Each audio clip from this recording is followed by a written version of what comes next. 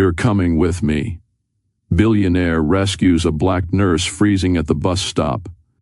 The sliding glass doors of St. Margaret's Hospital opened with a hiss, and Amira stepped out into the brittle night air. The shift had been merciless.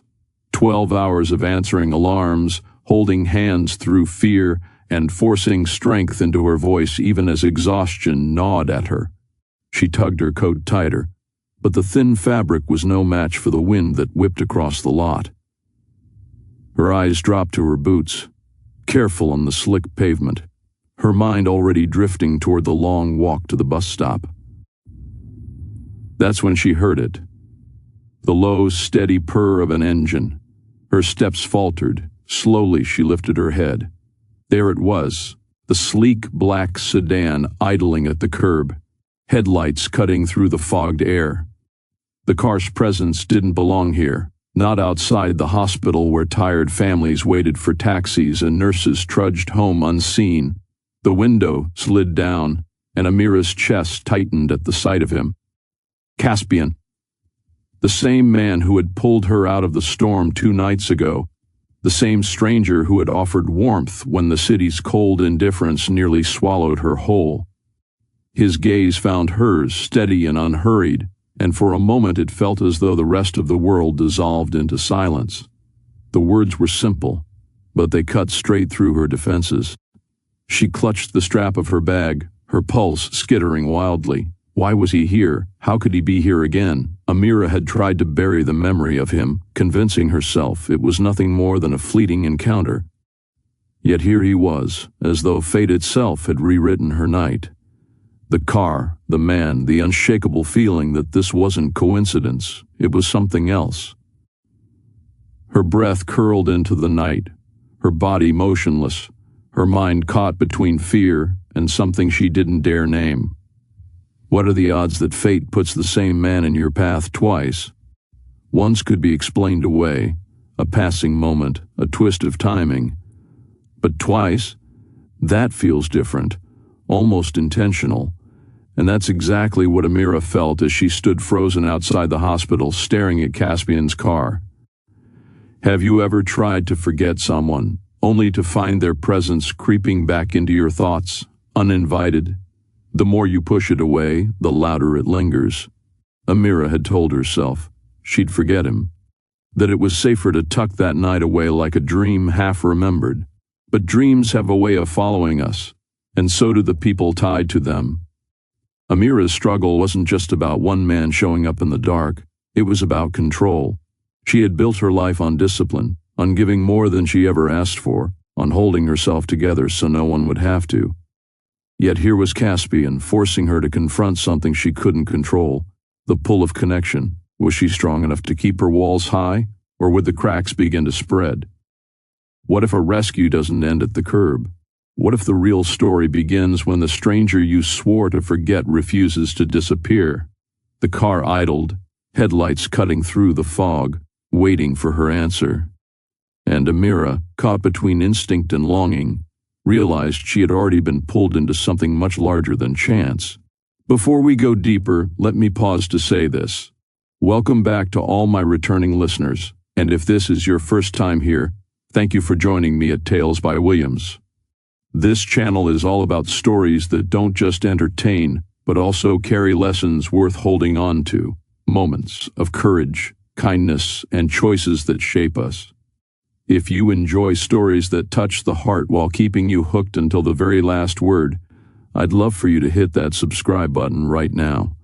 And don't forget to like this video, not just for me, but because the more you engage, the more these stories will reach others who need a moment of warmth in their day. I also want to hear from you. Drop a comment below and share.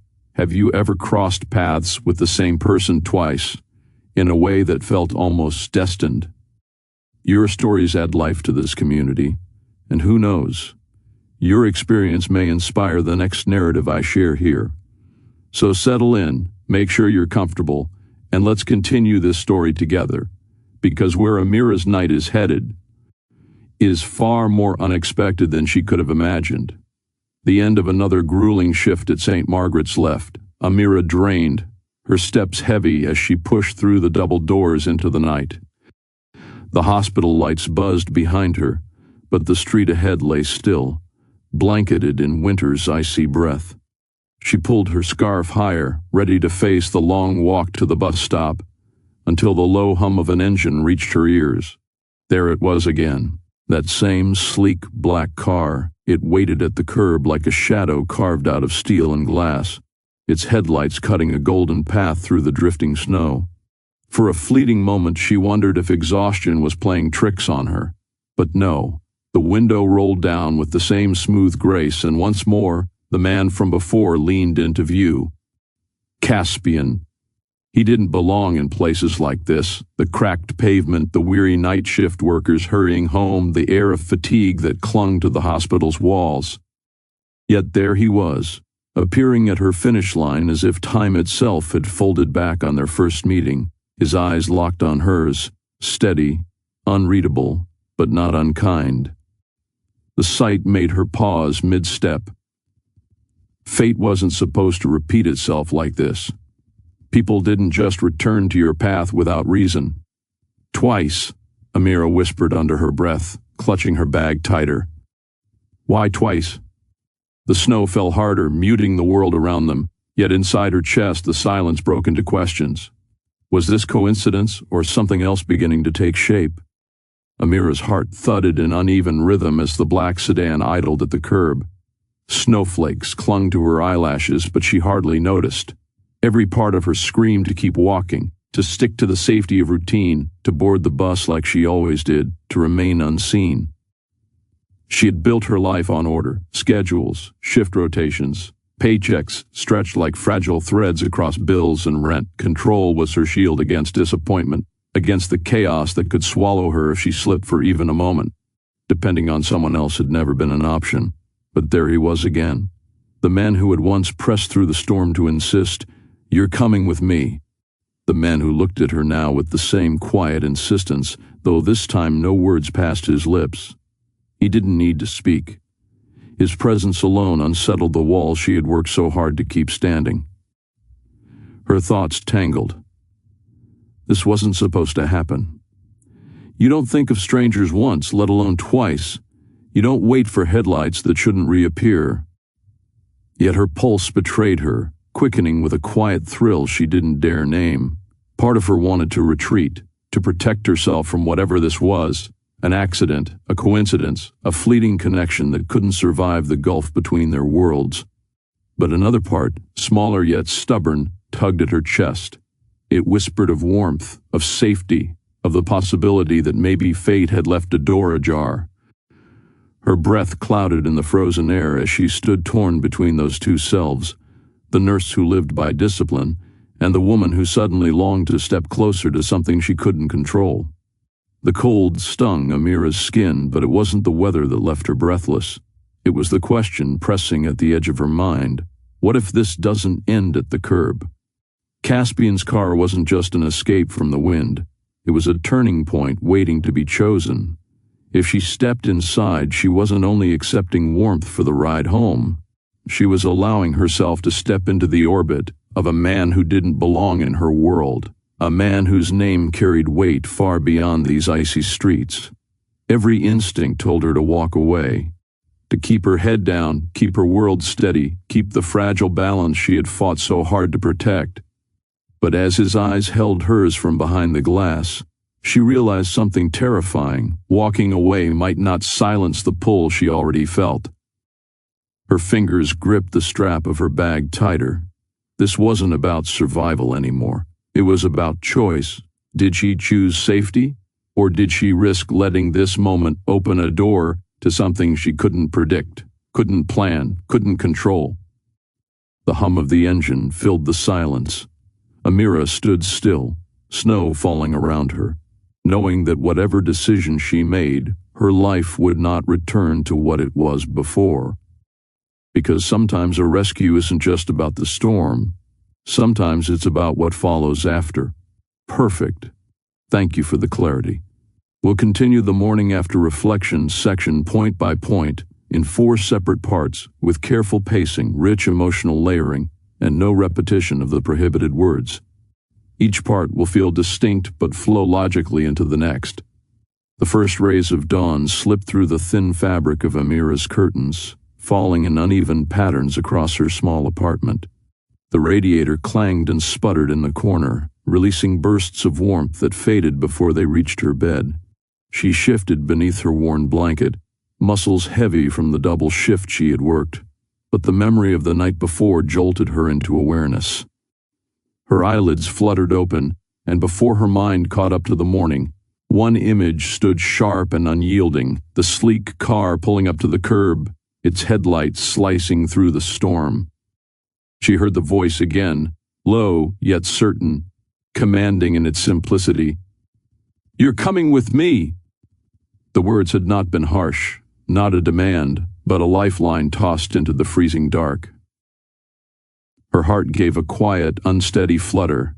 She pressed a hand against her chest as if to calm it, but the rush of memory refused to soften. She remembered the way her breath had fogged the air outside, her fingers stiff and numb, her body shivering against a cold so deep it had begun to gnaw at her resolve. And then the door had opened, and warmth had surged around her like a shield. She closed her eyes again, not to sleep, but to relive that impossible moment, the hum of the engine, the scent of leather, and the way the heater's hot air had stung her frozen skin until she gasped. It had been so overwhelming, that simple act of rescue, that her body had nearly collapsed in gratitude. Yet it wasn't just the heat of the car she recalled, it was him. The man behind the wheel, the stranger whose presence had filled the space with something heavier than comfort, something she didn't want to name. His eyes, sharp, searching, softened only when they rested on her, had stayed with her long after she returned to the solitude of her apartment. Now, as the new day tugged her awake, the weight of it all pressed in. Her world, usually so predictable in its struggle, had been interrupted by a single, unshakable moment.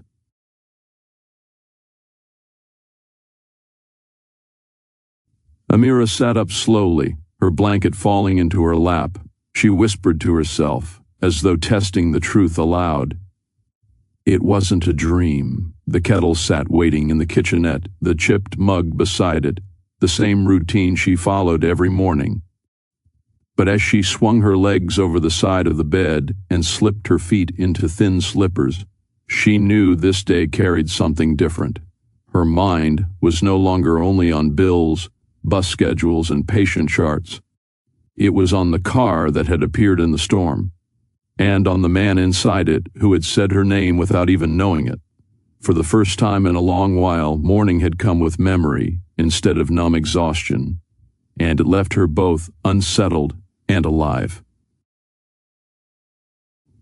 Amira shuffled into the small kitchenette, the floorboards creaking beneath her tired steps. She filled the kettle with water, setting it on the stove with a practiced motion. Her mornings always began this way, quiet, mechanical, built on routine. It was the rhythm of survival.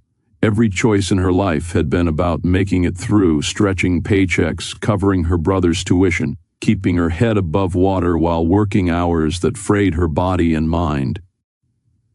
She leaned against the counter, waiting for the kettle to boil, and thought about how many nights she had pushed herself through freezing winds, convincing herself she didn't need help. She had told herself that independence was strength, that to ask, to rely, was weakness. She had carried that belief like armor, patching her own wounds and ignoring her own fatigue because no one else was going to do it for her. But last night, in the storm, her armor had cracked. Her hands had shaken, her knees had buckled, and her body had betrayed the truth. Sometimes strength wasn't enough.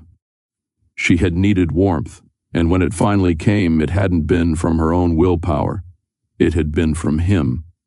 The kettle began to hiss, a sharp whistle slicing through her thoughts. She poured the steaming water into her mug, watching as it swirled against the tea bag, the rising vapor fogging her face. She cupped the mug in her hands, closing her eyes as the heat sank into her palms. And just like that, she remembered the blast of air from his car's heater, the sting of it against her frozen skin. Relief so immediate it had nearly made her cry.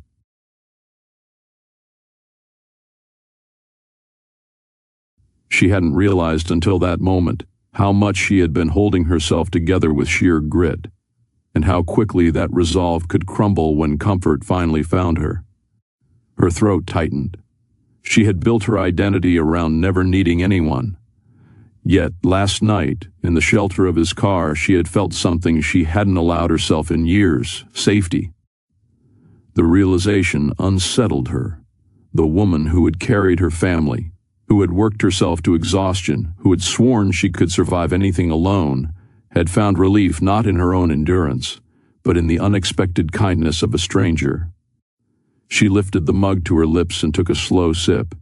The tea scalded her tongue, grounding her in the present. But no matter how hard she tried to push it away, the contrast lingered. Her years of self-reliance measured against the simple, devastating relief of his warmth. And for the first time, she admitted it to herself. Maybe independence wasn't always the same as strength. Amira carried her tea to the small table by the window and lowered herself into the chair, her body still stiff from exhaustion. She wrapped both hands around the mug, letting its heat seep into her skin as she stared out at the street below. Snow clung to the rooftops, stubborn against the morning light, and neighbors trudged along the salted pavement, their breath visible in the air. The world outside moved on, indifferent, as though last night had never happened. But Amira knew better. Her chest tightened as the truth pressed in. He hadn't been just a passing figure in the dark, not just some nameless driver who took pity on her. She had recognized him the instant the car door opened and his voice reached her through the storm. Caspian Dorian, the name alone carried weight in the city. It was whispered in business circles, printed in glossy magazines, attached to numbers so vast they seemed untouchable. He was the man with skyscrapers in his portfolio, the kind of figure whose decisions sent ripples through industries. People like him didn't stop for people like her. She pressed her lips together, unease crawling across her skin. What did it mean that he had?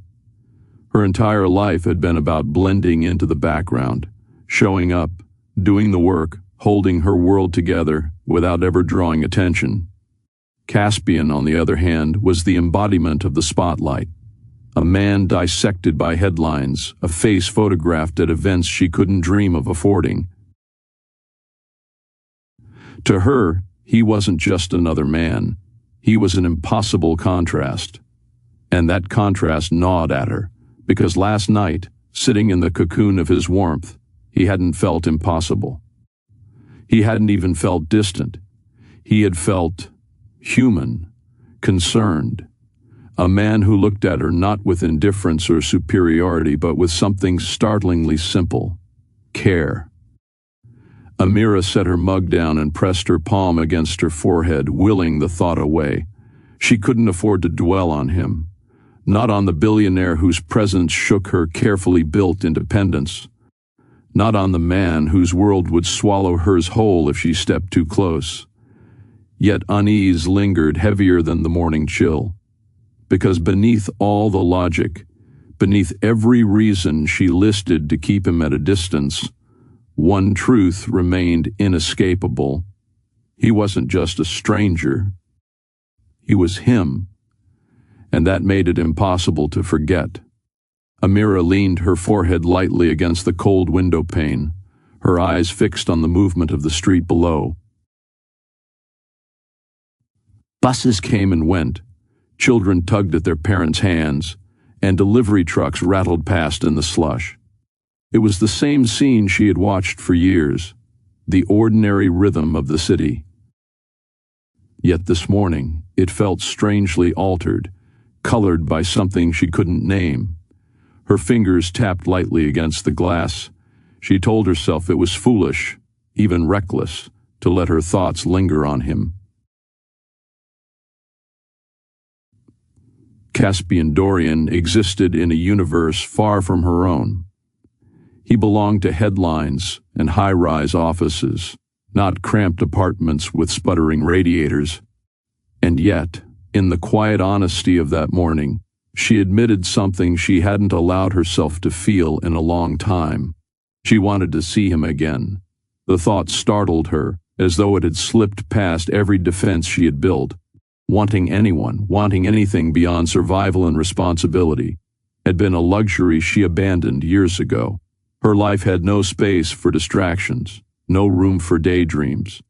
Every hour belonged to her patients, to her brother's future, to the relentless weight of bills and obligations. But last night had cracked something open. For the first time in years, someone had stepped into her loneliness and refused to leave her stranded there. It wasn't just the warmth of his car or the firmness of his voice. It was the way he had looked at her, as though she was visible, worth stopping for. Amira closed her eyes, a quiet sigh escaping her lips. She tried to smother the flicker before it grew, tried to convince herself it was nothing more than gratitude dressed up as longing. But the truth sat stubborn in her chest, undeniable. She wanted to see him again. Not for what he represented, not for the wealth or the mystery, but for the way.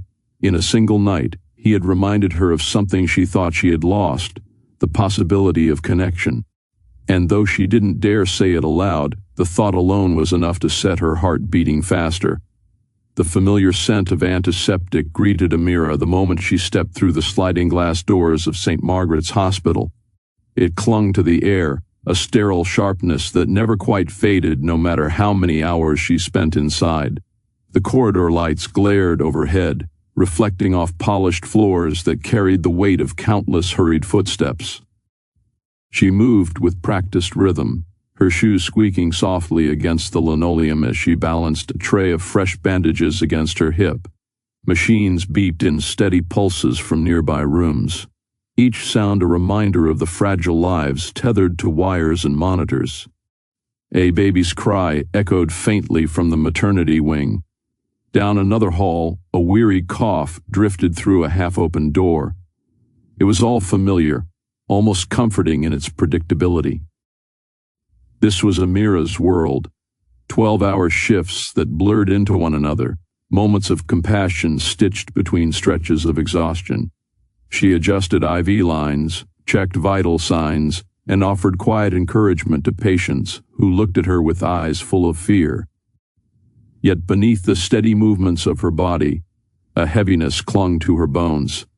Fatigue had become a constant companion, settling in her shoulders, in the ache of her feet, in the dull throb behind her eyes. Her scrubs, though clean and pressed, felt like armor she wore into battle daily, bracing against the endless tide of need. Still, Amira did what she always did, smiled when she entered a room, listened when a patient spoke, and reminded herself that her presence mattered. The work was demanding, relentless even, but it was also what defined her. Caring for others was not just her job, it was her identity. This morning, though, the rhythm felt slightly off. Her hands went through the motions, but her thoughts carried a restless undercurrent, tugging her away from the routine she knew so well. Amira set the tray down at the nurse's station and reached for a chart, but her fingers hovered in place longer than they should have. The fluorescent lights buzzed overhead, and the hum of hospital life swirled around her, yet her mind was somewhere else entirely. It kept happening, these little slips. Her eyes would linger too long on the clock as though counting down to something that wasn't there. Her ears would catch the sound of an engine outside the hospital and, for the briefest second, she'd expect it to be that sleek car waiting again at the curb. Her body remained in the ward, but her thoughts trailed back to the sharp memory of warmth against bitter cold. She remembered the blast of heat from Caspian's car vents, how her frozen hands tingled painfully as life returned to them, the way his voice, low and even, had carried over the storm, wrapping around her like a blanket she hadn't realized she needed. She replayed the look in his eyes, not distant, not detached, but intent, as though he had truly seen her. and every time those memories intruded, her focus slipped. She almost handed a chart to the wrong doctor. She forgot, for just a moment, the dosage of medication she'd already prepared. Nothing dangerous, nothing irreparable, but enough to unsettle her. Amira was known for precision, for never faltering under pressure. Now she found herself catching her own mistakes before anyone else could. It wasn't just distraction, it was conflict. She prided herself on her independence, her ability to keep her head down and deliver care no matter how heavy her heart felt. Yet Caspian's presence lingered like an aftertaste, sweet and sharp at once, impossible to ignore. Each time she tried to push the memory away, it returned with greater force, filling the quiet spaces in her day until she feared it might spill over where others could see. At the nurse's station, Amira began sorting through patient charts, her pen poised above the paperwork. The lines blurred in front of her eyes as her thoughts strayed again. She caught herself doodling at the edge of a page, tiny loops and curls, before realizing she had lost track of time. Maya, her colleague and closest friend at the hospital, noticed immediately. Leaning against the counter with a smirk, Maya crossed her arms. "You're somewhere else today," she said, her voice carrying both curiosity and teasing warmth. Amira blinked and shook her head quickly. "No, I'm fine. Just tired." Maya raised a skeptical brow. "Tired, I can believe, but this—" She tapped a finger on the half-finished notes Amira had been writing. "You're 1,000,000 miles away. Don't tell me you're finally daydreaming on shift." Heat rose in Amira's cheeks. She forced a laugh, brushing it off. "I'm not, I promise. Just didn't sleep well." Maya tilted her head, studying her face with a knowing look only a friend could manage. Sure. You, the queen of keeping it together. Losing focus over what? Or should I say who?" Amira's pen stilled in her hand. For a moment she froze, her throat tightening. Maya's eyes sparkled with mischief, but Amira knew that spark often hid genuine concern. "I'm fine," Amira repeated, quieter this time. "Really?" Maya sighed but let it go, sliding a stack of charts closer. "Well, fine or not, we've got 3 new admissions rolling in. Try not to float too far off before then, okay? We need you sharp." Amira nodded, her smile weak but grateful. As Maya walked off, Amira pressed the cap back onto her pen, trying to force her thoughts back to the patients waiting for her care. But Maya was right. Her mind wasn't here, not fully. No matter how hard she tried, part of her was still back in that car, wrapped in a warmth that had unsettled everything she thought she knew about herself. The day pressed forward in a blur of tasks. Vitals checked, medications dispensed, charts updated, families reassured. On the surface, Amira functioned like the dependable nurse she had always been. Her tone remained calm, her hands steady, her demeanor professional. Yet beneath that surface her mind drifted dangerously close to distraction. Every time she leaned over a patient's bed or guided a worried relative to a chair, there was a fleeting image tugging at her thoughts. Caspian's steady gaze, his voice firm yet oddly gentle, the heat of the car's interior wrapping around her like safety itself. She hated herself for it. Patients were depending on her. She couldn't afford to be careless, not in this line of work, not with lives at stake. But between those moments of focused care, her heart betrayed her. While changing an IV line, she noticed her hands trembling, not from fatigue but from the memory of his hands gripping the steering wheel, confident and assured. When she slipped into the supply room to fetch bandages, the quiet made it worse. Her breath caught as she replayed his words, simple yet heavy, because no one should have to face the cold alone. Amira pressed her palms against the counter, steadying herself. "You cannot do this," she whispered inwardly. She had promised herself years ago that her personal life would never interfere with her work. And yet, here she was, struggling to silence the flutter in her chest whenever she thought of him. The conflict ate at her. She wanted to bury the memory and return to the version of herself who didn't need anyone. But each attempt to push him out only made his presence more insistent, as though the very act of denying him gave her thoughts more strength. Professionalism demanded focus, but her private self, long starved of warmth and connection, kept tugging at the memory like a loose thread she couldn't stop pulling. The tension grew unbearable, a battle waged in silence with no clear victor. Before we continue with Amira's journey, let me pause and bring you into the heart of this moment. Imagine standing in her shoes, exhausted after a long shift, still carrying the weight of your patient's stories, only to be met again by someone who unsettles everything you thought you knew about control, trust, and independence. So here's my question for you. If someone like Caspian appeared in your life, offering help, warmth, and maybe something more, would you trust him or would you push him away? Drop your thoughts in the comments. I'd love to hear how you'd respond. Your voice is what makes this storytelling space more than just a channel. It makes it a conversation. And while you're here, don't forget to hit that like button if you're enjoying the story so far, and subscribe if you haven't already. That way, you'll never miss the next chapter as it unfolds. Now, let's return to Amira, caught between her duty to remain focused and the quiet pull of something she never expected. The night shift had drained Amira to her core. 12 hours of caring for patients had left her body aching and her mind heavy. As she stepped through the hospital's sliding glass doors, the chill of the evening struck her like a slap. She pulled her coat tighter, bracing herself for the long walk to the bus stop. Her boots crunched against the salted pavement, her bag weighing on her shoulder. She kept her eyes low, lost in thought, until a sound pulled her back. The low, steady hum of an engine. Her gaze lifted. There, parked along the curb beneath the glow of a streetlight, was the same black sedan she had sat in days ago. Its sleek frame was unmistakable, glinting faintly beneath the snow-dusted light. Her heart jolted. The tinted window rolled down slowly, revealing him again.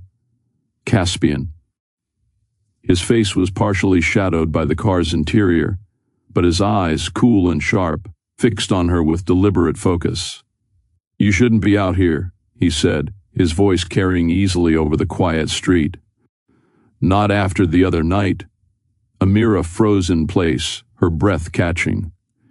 She had told herself she wouldn't see him again, that their first encounter had been nothing more than chance.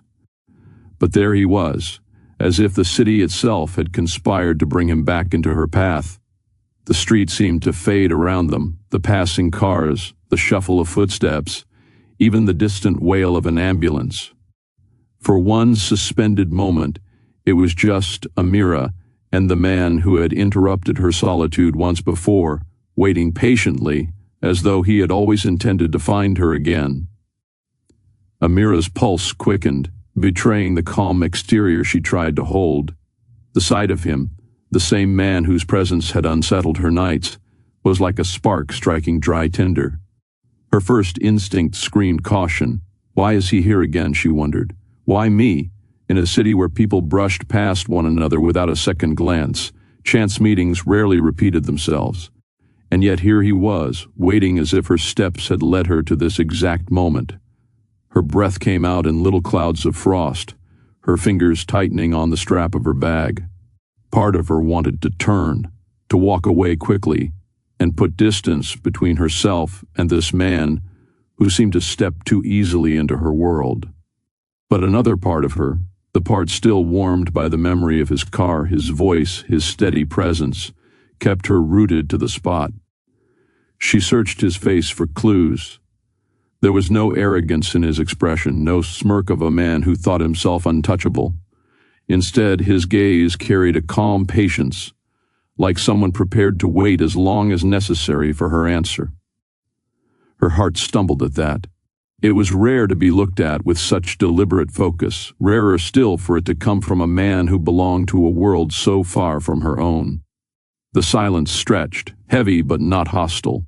She swallowed hard, caught between instinct to protect herself and an inexplicable pull toward him. The tension wasn't about fear alone, it was about possibility, a thin thread tying them together, fragile yet undeniable.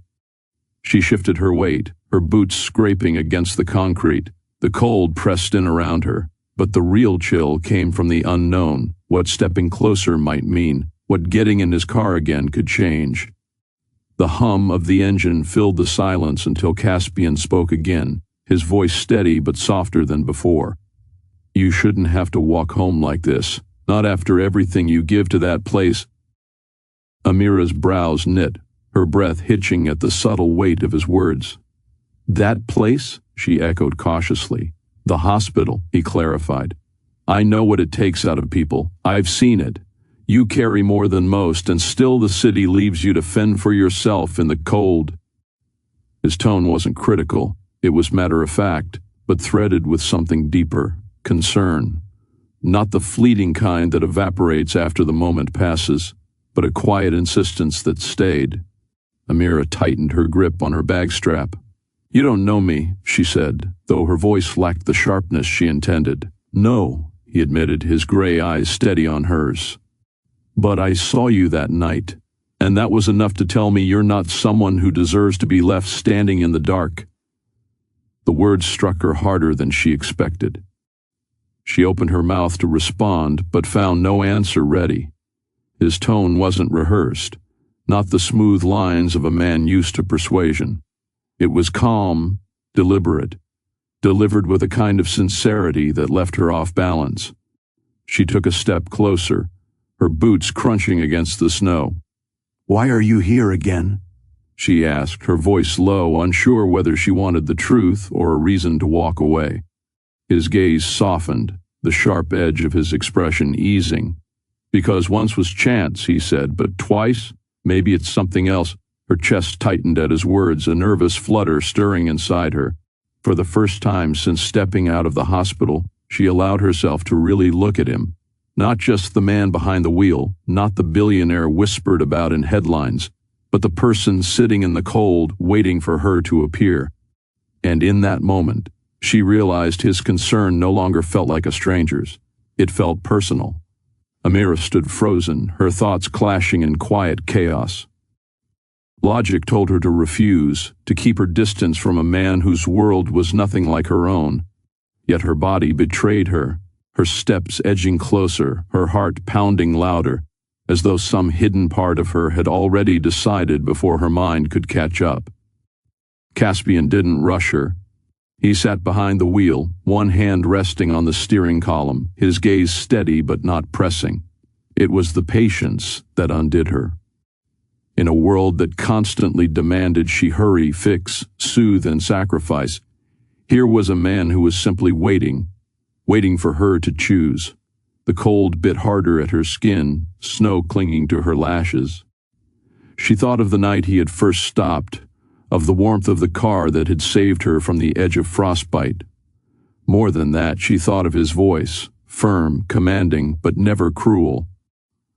Her breath trembled as she whispered to herself, "What's the worst that could happen?" But the real question, the one that lodged in her chest, was different. What if this changes everything? With that unspoken question hanging heavy in the air, she reached for the handle. The door opened with a quiet click, and the rush of warm air met her immediately, a sharp contrast to the winter night.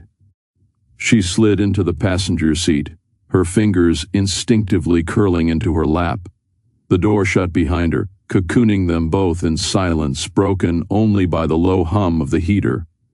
She exhaled slowly, the tension in her body loosening just enough to let her shoulders drop. Caspian glanced at her, his lips curving in the faintest acknowledgement. Not smug, not triumphant, but something gentler, as though he respected her decision more than she could understand. "You're safer here," he said quietly. Amira didn't answer right away, but deep down she knew he was right. The car moved smoothly through the streets, its tires whispering over patches of slush. For a long moment, neither of them spoke. The heater hummed, filling the cabin with a gentle warmth that wrapped around Amira, thawing the chill still clinging to her skin. She clasped her hands in her lap, trying to still their trembling, but it wasn't the cold anymore. It was the quiet pull of awareness, the realization that she was sitting beside a man whose presence unsettled her in ways she hadn't felt in years. Every so often her eyes flicked toward him. Caspian's face was calm, focused on the road, but there was a subtle intensity in his profile, the crease near his brow, the faint set of his jaw. He looked less like the distant figure of wealth and more like someone carrying weight of his own. That vulnerability, hidden yet visible in fragments, stirred something inside her. Her heart quickened with every glance, every brush of silence that seemed to hum louder than words. She wondered if he felt it too, the fragile thread pulling them closer, unspoken yet undeniable. At a red light, he turned his head slightly, his gaze meeting hers. The city's glow reflected in his eyes, softening the steel gray into something warmer. For a second, she forgot to breathe. Neither spoke. They didn't need to. The silence itself seemed to say enough, that something was shifting between them, subtle but real. Amira turned her gaze back to the window, her cheeks warming, though the heater was no longer the only reason. She tried to steady her thoughts, reminding herself of who she was and the rules she had lived by. But another part of her, the part that had long been quiet, began to whisper louder, "What if this isn't just coincidence?" The tension lingered, unbroken but alive, filling the space between them like a secret waiting to be discovered. The city slid past in streaks of light and shadow, each turn of the wheel carrying them farther from the hospital's fluorescent glow. Amira sat stiffly in the passenger seat, her fingers curled into her lap as though holding on to her composure. The hum of the heater filled the silence, blending with the rhythm of the tires against the road. Yet, beneath that quiet, her heart thudded with unease. She had no business being here again, in this car, beside this man whose life seemed carved from another world. Every instinct she had sharpened through years of self-reliance told her to be cautious, to guard herself. And still she stayed. The warmth of the car made it harder to resist the memory of that first night, the way relief had poured through her like a tide when she'd stepped in from the storm. Now, though, warmth was not just physical. It was something subtler, more dangerous, curiosity. Amira stole a glance at him. Caspian's hands rested on the wheel with practiced control, his gaze fixed on the road ahead. He was quiet, unreadable, but there was no indifference in the set of his shoulders. Instead, she sensed an alertness, an awareness of her, as though her presence shifted the air inside the cabin. The unease tangled with the question she couldn't shake, why me? He could have passed her by. He could have left her to the night, like so many others had. Instead, he was here again, offering not just shelter but a second chance to accept something she rarely allowed herself, help. The silence stretched, heavy but not uncomfortable. For the first time, Amira wondered if he was waiting for her to speak, or if perhaps he was weighing his own thoughts just as carefully. And that curiosity, fragile but growing, began to stir against the armor she had built around her heart. They rolled through an intersection where the traffic light cast a soft glow across the dash. Caspian slowed, not because the road required it, but as if the moment did. "You looked colder the second time I saw you than the first," he said quietly. "I don't like the idea of you walking home after nights like that." Amira kept her gaze forward. "It's what I do. It's what a lot of us do." "I know," he replied. "That's part of the problem." She glanced at him, cautious. "Meaning?" He exhaled, the kind of breath that sounded like it carried more than air. "People like you carry everyone. Patients, families, long hours, short resources. The city leans on you until you're bent in half and then calls it heroism." He paused, then added, softer, "You shouldn't be punished for caring." A lump formed in her throat. "No one's punishing me, it's just life." Maybe. But I saw you that night, he said, eyes still on the road. You were shaking. You didn't complain. You didn't ask for anything. You just stood there, trying to survive another hour. The turn signal clicked gently. You give because you care. I stop because I care. That's all this is. The words settled over her like a heavy blanket. Simple, unpolished, impossible to dismiss. She searched for the catch, the angle, the tidy bow that would turn sincerity into performance. It wasn't there. You don't even know me, she said, but it lacked bite. He nodded. That's true, but I know enough. I know the look of someone who's held others together all night and has nothing left for herself. I know what it means to keep moving so no one notices you're tired. The heater whispered across her hands. The sting of returning warmth had long since faded, but something deeper loosened in her chest. She wasn't ready to trust him, not fully, not yet. But this felt different from the assumptions people made about her. He wasn't praising her. He wasn't pitying her. He was naming the cost. Kindness isn't complicated, he added, almost to himself. People just make it rare. Amira swallowed. The line should have sounded like a slogan coming from a man like him. It didn't. It sounded like truth. Outside, the city kept moving, bleary storefronts, a late bus groaning at a stop, lights blinking in apartment windows. Inside the car, something steadier anchored the quiet. Not comfort exactly, not safety exactly, but a recognition that made her feel less invisible than she had in a long time. She let the silence return, not to end the conversation, but to hold it, testing its weight, feeling the surprising way it fit. Amira had seen his name plenty of times before. Caspian Dorian. The headlines loved him. Articles painted him as ruthless, untouchable, a man whose decisions made and broke industries. The photographs that accompanied those stories always showed him in tailored suits, his expression sharp, unyielding. To the world, he was power personified, not a man but an image. But in this car, with the quiet city stretching around them, he didn't look like that man. She studied his profile under the faint glow of the dashboard lights. His jaw was set, yes, but not in arrogance. His grip on the steering wheel was firm, but not with the tension of control, more like someone used to carrying weight and not letting it show. The crease between his brows told its own story, not of disdain, but of someone who had been thinking too long and too hard about things no one else ever asked him about. For the first time, she wondered if the Caspian Dorian the city thought it knew was just a mask. He wasn't feeding her carefully polished lines. His words earlier, "You give because you care, I stop because I care," were too plain, too human to belong to the man on magazine covers. It made her chest tighten. She wanted to hold on to her skepticism, to remind herself that men like him lived in towers she would never step inside. Yet, as the silence stretched, she couldn't ignore the truth pressing at the edges of her thoughts. The man beside her was not the cold mogul she had imagined.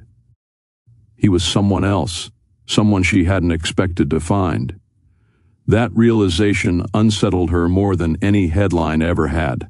The car glided through quieter streets now, away from the bustle of downtown.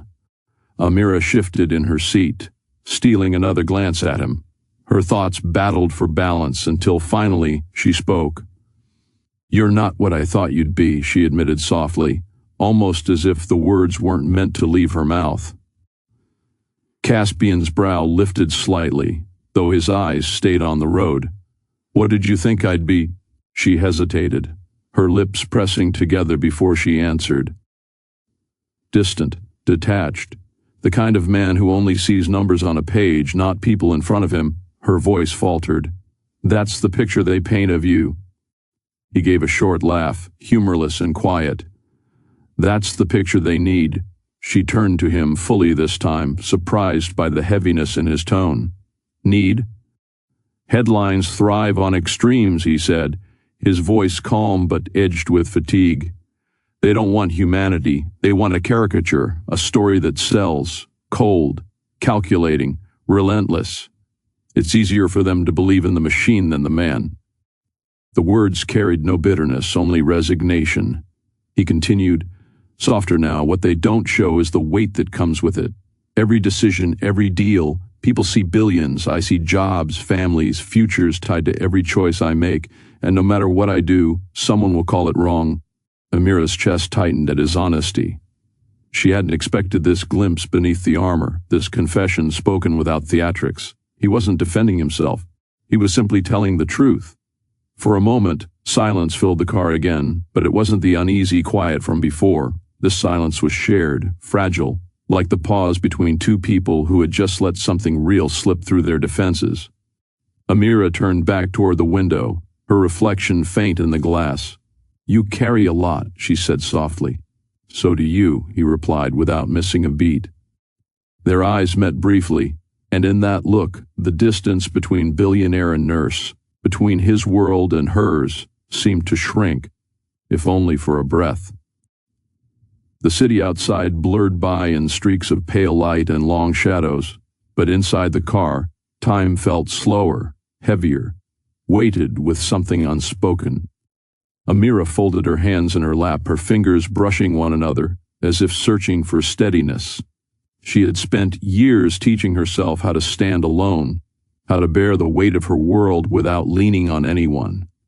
Yet here she was, letting down words she hadn't planned to share, letting him see a sliver of the truth she usually kept hidden, and he hadn't flinched. He hadn't dismissed it or twisted it into something smaller. Instead, he had mirrored her honesty with his own, revealing pieces of himself she doubted many had ever seen. Her chest ached with something new, unfamiliar but not unwelcome, connection. Not the quick spark of attraction, not the shallow rush of a passing glance, but something deeper, fragile, tentative. The kind of bond that could break easily, but if handled carefully might grow into something lasting. Caspian's hands tightened lightly on the steering wheel as he turned onto her street. His voice was quiet, but there was an intimacy to it now, an unguarded edge. You're different, Amira. Most people don't look past the headlines. But you did, without even meaning to. Her breath caught, her name sounding different on his lips, less like an address, more like something treasured. She opened her mouth to answer, but found herself at a loss, words tangled by the rush of warmth in her chest. The car slowed, pulling up near her building. For a moment, neither of them moved. The heater hummed, filling the silence, but beneath it lingered something electric, alive. Amira turned slightly toward him, her voice barely above a whisper. I didn't expect this. I didn't expect you. Caspian's eyes met hers, steady and unyielding, yet softened in a way that made her pulse quicken. Neither did I. The air between them shifted then, not a declaration, not a promise, but a fragile acknowledgement. Something had begun here, something neither of them could easily explain, and it rested in the silence like a secret only they could feel. For the first time in years, Amira stepped out of the car, not just warmed by the heater, but by the quiet possibility of being seen, truly seen. All right, let's build the tug-of-war within section, step by step, with 6 clear and detailed parts. Each will be formatted cleanly and kept free of the prohibited words. The car slowed as it turned onto Amira's street, the tires crunching softly over a patch of ice. The familiar outline of her building came into view, its brick walls worn from years of weather and time. It looked smaller, duller even, next to the sleek luxury car that had carried her here. As the sedan eased to a stop, Amira pressed her fingers into the strap of her bag, her chest tight with a mix of gratitude and unease.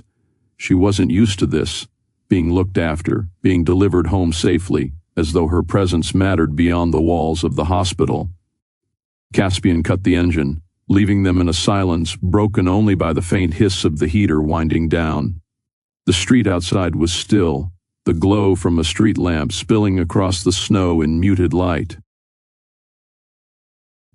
For a moment, neither of them moved. Amira's heart thudded in her chest as she stared at the familiar doorway that led to her small apartment, the place where she returned night after night to exhaustion and solitude. And yet, tonight, stepping out of the car felt harder than it ever had before.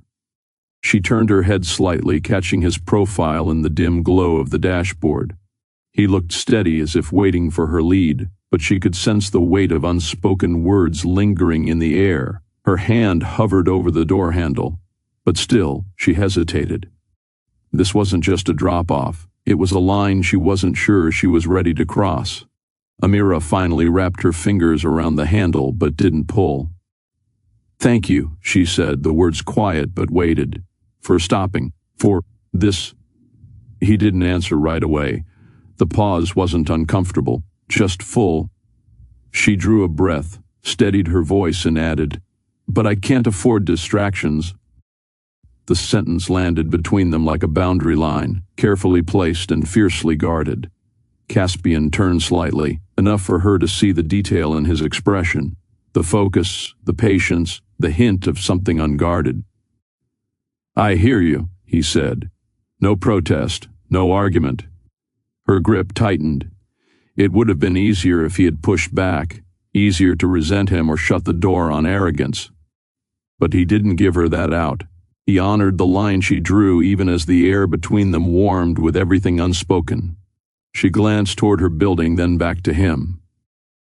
The keys in her coat pocket felt suddenly heavy. "My life," she exhaled. "It's scheduled down to the minute. Work, bills, my brother's tuition. I don't have margin. I know what margin costs," he said softly, "and I know who usually pays it." Her throat tightened. She nodded, once, as if closing a case she didn't trust herself to reopen. With a small motion, she cracked the door, letting a thin blade of winter air cut into the car. It should have helped. It only made the warmth feel more dangerous. "Thank you," she repeated, because gratitude was the only safe language she had left. Then, before she could lose her nerve, she stepped one foot toward the cold, holding fast to the line she had drawn, with that single confession, "I can't afford distractions." The cold seeped into the car as Amira cracked the door, her resolve teetering on the edge of finality. But before she could step fully out into the night, Caspian's voice stopped her. "Amira." Her name, spoken low and steady, pulled her gaze back toward him. His eyes met hers, not demanding, not insistent, but weighted with quiet certainty. "Sometimes," he said, each word deliberate, "the things we call distractions are the very things that remind us we're alive." The sentence lingered in the air, as though it carried more than just meaning. It carried choice. His tone wasn't polished for effect, not the voice of a man selling ideas or commanding a boardroom. It was raw, stripped down, carrying only honesty. Amira's grip on the door tightened. The line cut through her defenses like a blade, stirring something she didn't want stirred. She had spent years surviving, moving from one responsibility to the next, never allowing herself the luxury of pause. And yet, in that moment, she realized how starved she was for the very thing he described, something that reminded her she wasn't just surviving, but living. Her chest rose and fell with a shaky breath.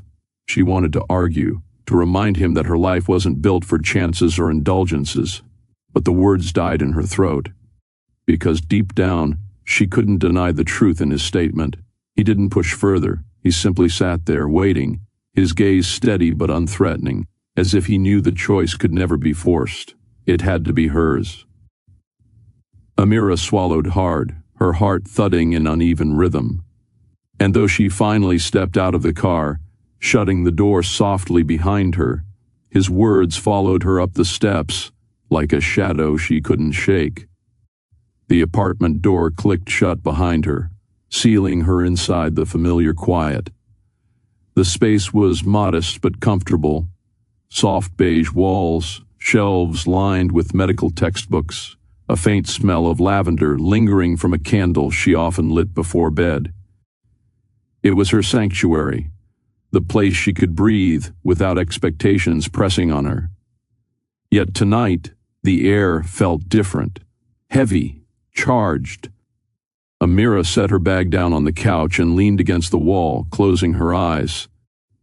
She should have felt safe, relieved even to be home after such a long and unpredictable day, but instead her chest buzzed with restlessness.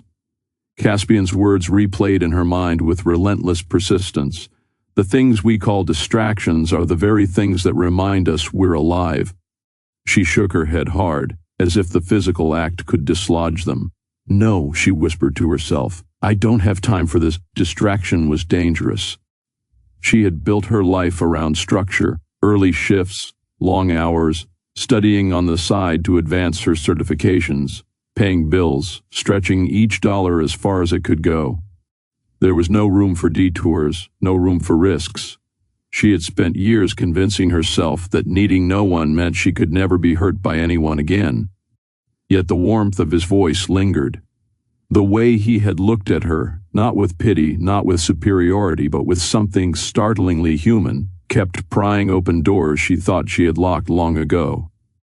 Amira walked into the kitchen, pouring herself a glass of water, hoping the simple routine would ground her. But even as she sipped, she found herself staring out the small window above the sink, wondering what he was doing at that very moment. Was he already back in his glass tower of wealth, surrounded by power and privilege? Or had he too carried their exchange home with him?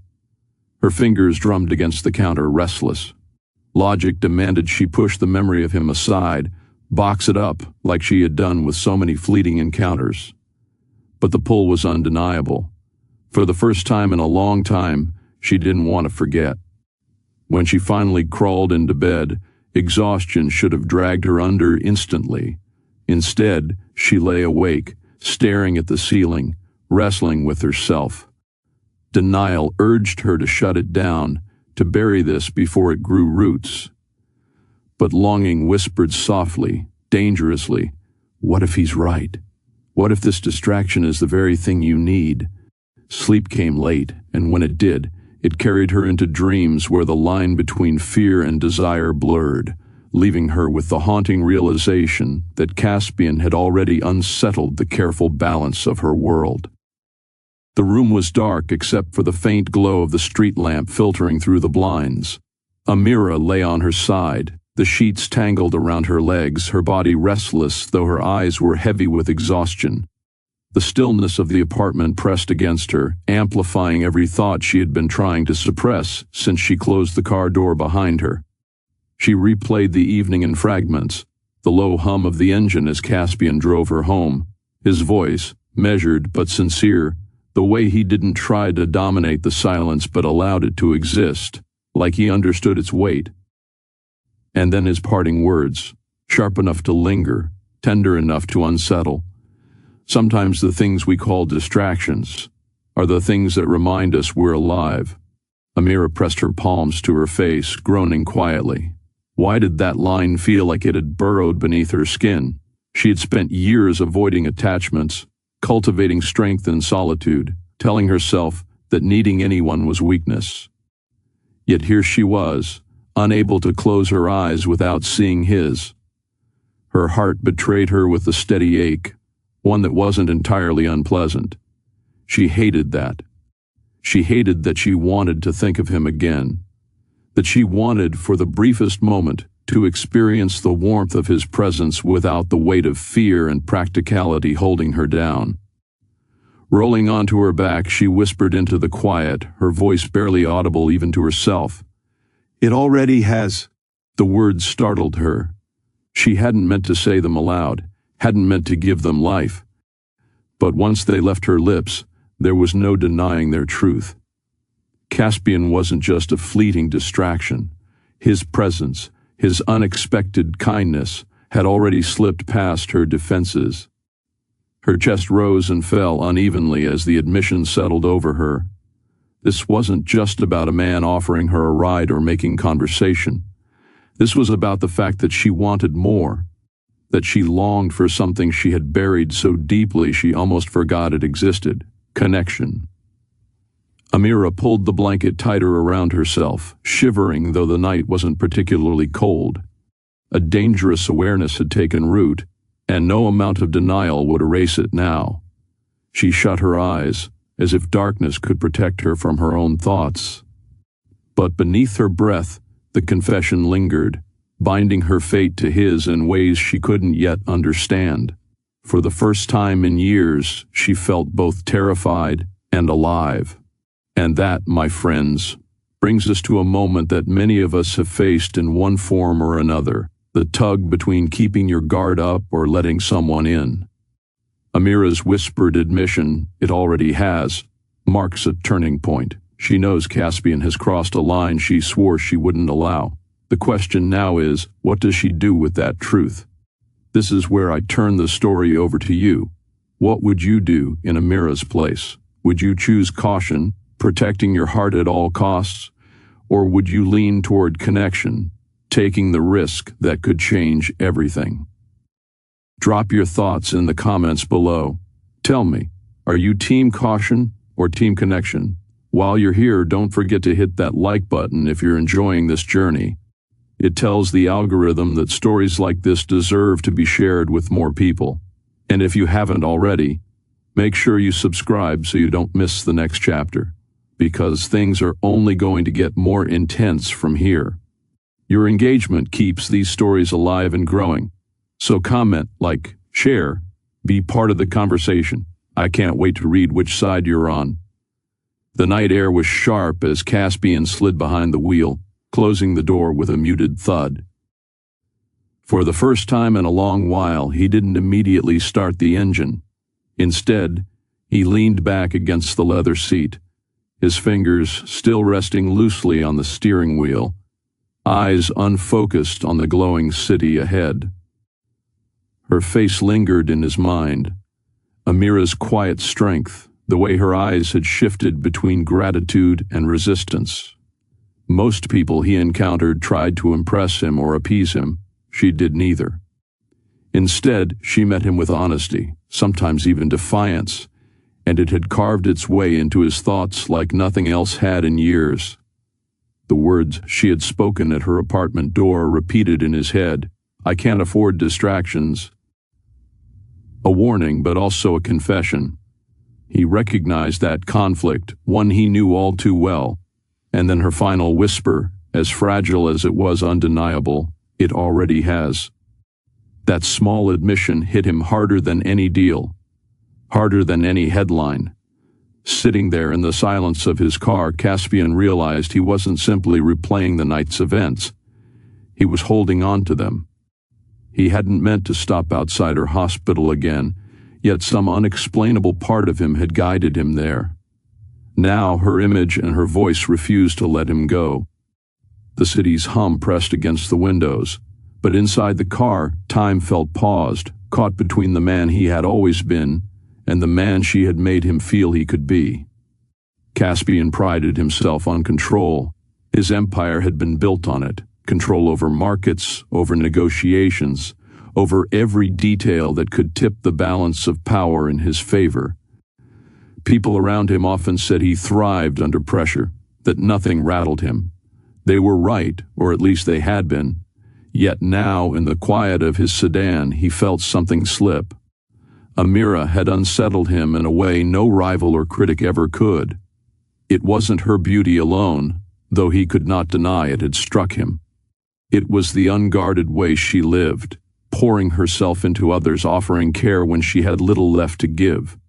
She carried herself without pretense, and that honesty left no room for the masks he had grown so accustomed to. He thought of the countless boardrooms where he commanded the room with a glance. None of that mattered with her. She didn't yield to his wealth, didn't bend to his authority. In fact, she questioned him, challenged his intentions, and for reasons he couldn't quite understand, he welcomed it. Her resistance wasn't rejection, it was truth. And that truth cut deeper than he expected. For a man used to predictability, her presence was chaos. Not the kind that ruined, but the kind that demanded change. And as much as he wanted to ignore it, to brush it aside as fleeting curiosity, he knew deep down that he couldn't. For the first time in years, control slipped from his grasp. And instead of fear, he felt alive. Caspian leaned back against the leather seat, eyes fixed on the faint glow of the city beyond the windshield. For years, people had looked at him with awe, envy, or suspicion, never with genuine curiosity. To the world, he was the man who had it all, the mogul with a name tied to innovation, wealth, and influence. His fortune stretched across continents, yet inside, his life felt unbearably small. The silence pressed in around him, the kind that money could never buy a cure for. He had homes in half a dozen cities, but none that felt lived in. Parties had been thrown in his honor, but he had always stood in the center as if on display, never truly a participant. Even his victories had begun to lose their edge, each milestone a reminder that nothing tangible filled the space left hollow in his chest. He remembered the night he signed his first billion-dollar deal. Cameras flashed, colleagues clapped his back, and headlines crowned him as the visionary of his generation. But when the celebration ended, he returned to an empty penthouse and poured himself a drink in silence. No laughter echoed through the halls, no one to ask how he was really doing. The glass had clinked against marble, and that sound, sharp, lonely, had stayed with him.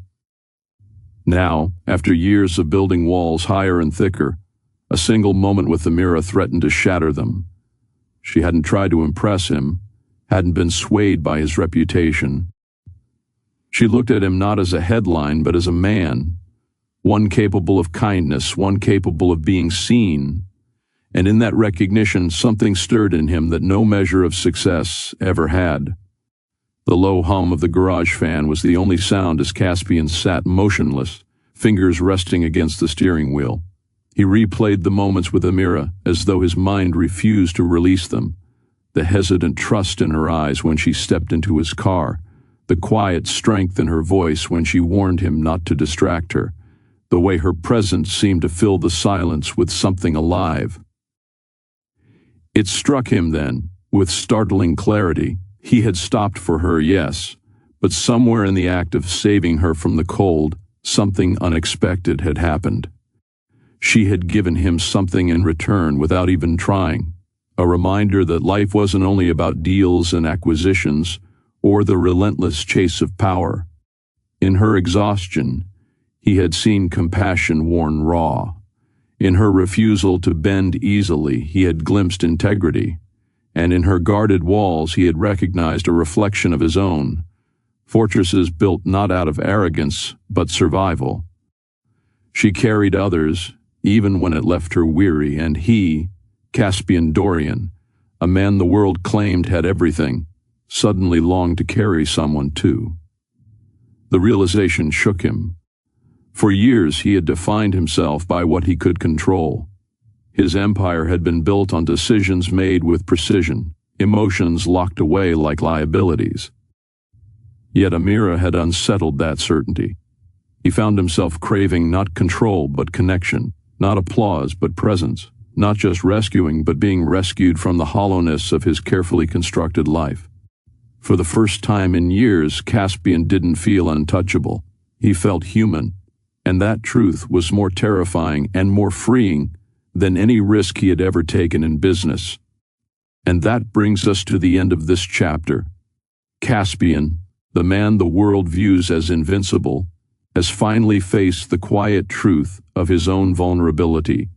Amira's presence, brief as it's been, has begun to change him in ways neither of them expected. But what happens next?